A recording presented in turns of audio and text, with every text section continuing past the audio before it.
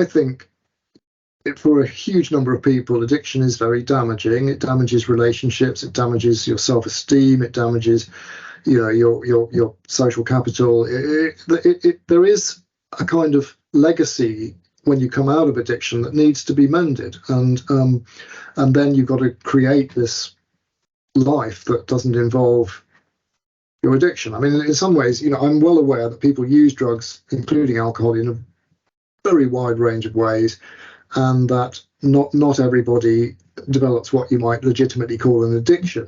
And I think one of the characteristics of addiction is that it's the centrality of that behaviour in your life. It becomes, in a way, the thing that everything else revolves around. It doesn't mean that everything else goes. I mean, there are many people who are addicted often maintain careers, families, etc. But the fact is that it always revolves around this very central thing that becomes more and more salient in your life. And so when you come out of it, there's a great big hole where that used to be. And so in a way, recovery is about filling that hole. Now, it's people's choice as to whether they want to fill the hole and walk away, or whether they want to feel part of a community where recovery just extends for as long as you want to.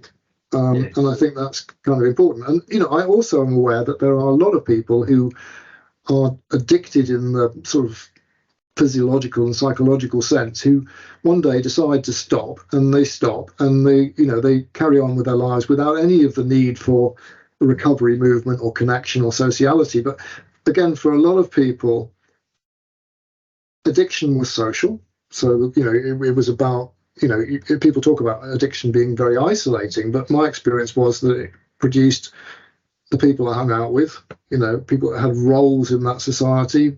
Some people supplied the drugs, some people were customers, some people, kind of entertained. And I mean, there are all kinds of different roles that take place in that addiction culture. And then when you come into recovery, if you choose, you can join the culture of recovery, which is, again, highly social. And it's the sociality of recovery that interests me, the fact that it includes relationships, that this isn't some sort of individual endeavor. If it is, then that's a different kind of thing. I mean, I'm not, we know that Granfield and Cloud found a lot of people who had just had quite severe addictions and just decided to dispense with that addiction and got on with their lives.